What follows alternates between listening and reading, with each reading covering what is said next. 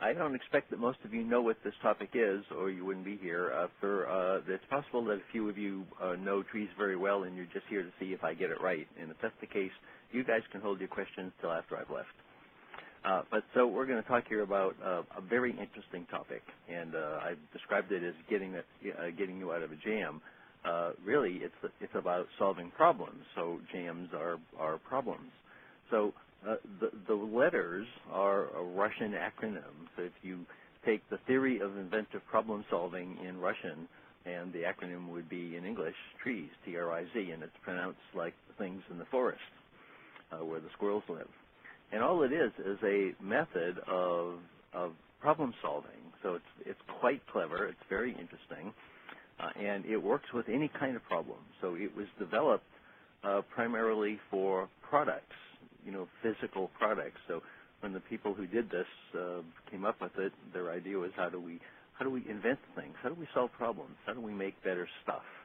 And but it has evolved, and they realized that this is really the idea of problem solving is not limited to inventing physical things. It applies to software design, it applies to projects, and it applies to organizations, to administrative kind of problems. So this is a technique that's simple enough that all of us can benefit from. And I'm going to do this at a pretty high level. I'm going to go pretty fast. So this is something you can learn more about by reading and buying books. This was developed right after World War II in the Soviet Union. So this is done by a group of Russian scientists and engineers who, unfortunately, had, for the most part, been thrown into the gulags, into Siberia, and didn't have much to do. It was either hang around there or get shot. So they used their brains to do something useful, and fortunately, they had access to information that allowed them to do something useful. You can see the dates on the slide here that say it took 40 years. It really didn't take 40 years to develop Triz. I'm not quite sure just how long it took. It took 40 years for it to hit the mainstream market. And a main reason, a big reason for that is the fact that this was developed in the Soviet Union, and as you know, that was a very closed society, so they weren't very open about taking stuff that they had done and developed and sharing it with the rest of the world. So it took a while for it to get out. But since it has gotten out, it has spread around the world and is now incorporated into a lot of Six Sigma, axiomatic design, and other sorts of problem-solving disciplines.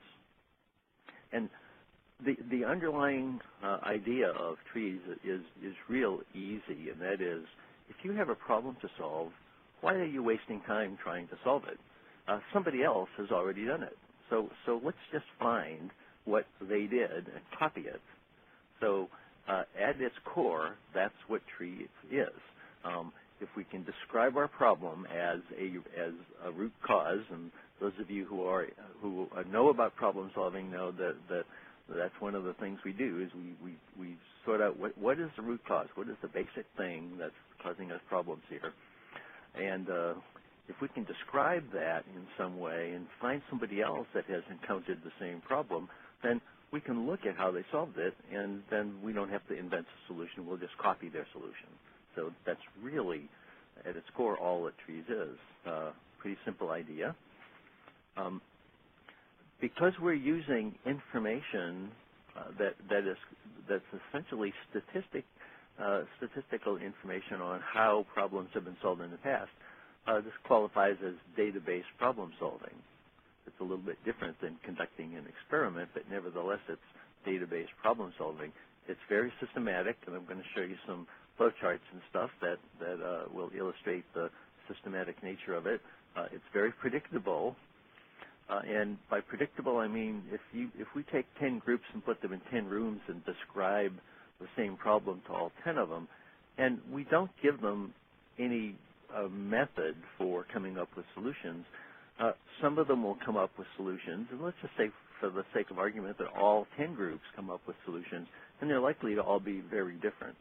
But if we give them a methodology for solving the problem, then we're likely to have the 10 groups all come up with either the same or similar solutions, and that's what we mean by predictable. That this allows us to have solutions which are likely to be similar. The last two notes on this slide are kind of interesting. So it's suitable for those of us, including myself, who would describe themselves as left brain or technical, because there's a very technical aspect to trees. And it's also suitable for those of us who I'm going to put myself in this category too, who are right brain or creative types, so poets and authors and all that kind of thing. So there's elements of this that appeals to both kind of peoples, which means we can have interdisciplinary teams who are doing this, and it'll appeal to all of them. So what do these Soviet folks do while they were up there in Siberia? What they had access to is lots and lots of patents, millions of patents, and they studied the patents, right? They had a lot of time. So they studied these patents and said, and by the way, their goal, they had decided that they were going to build a problem-solving methodology, so they knew what they were going to do. And they studied the patents, and from those 3 million patents, threw away most of them and found about 20% of them that they concluded had innovative solutions. So, you know, a lot of solutions are not innovative. They're just boring, dumb kind of solutions. People have tried to patent the letter R, you know, that kind of junk. And the patent laws, being what they are, will allow people to put out what I would call dumb, uninnovative patents. Just recently, the U.S. Supreme Court ruled that you could not patent a human gene.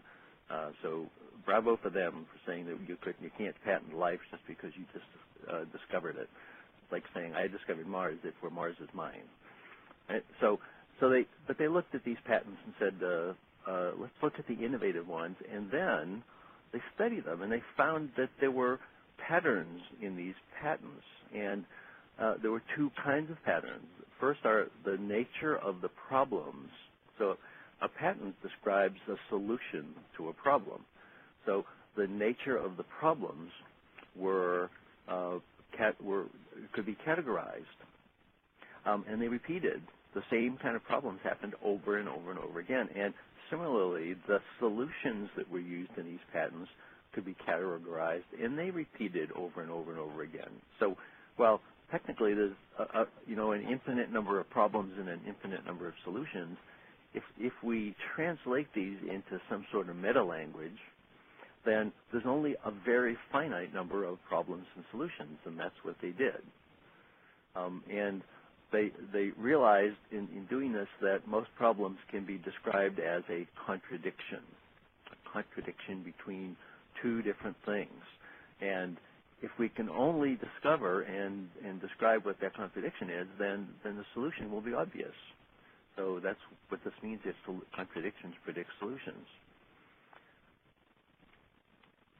And so here's a little flowchart that describes at a pretty high level what Triz is. So I'm going to start. I think I have a little bouncing ball I can use here. I'm going to start up at the top, and the first thing we do is we analyze the problem and describe clearly what the problem is that we're going to do, that we're going to solve, right? And then you see this comment, refined problem statement. That means we're going to translate it into the meta language that I mentioned. So instead of the infinite number of possible problems, we're going to translate them into one of actually approximately 40 problem types.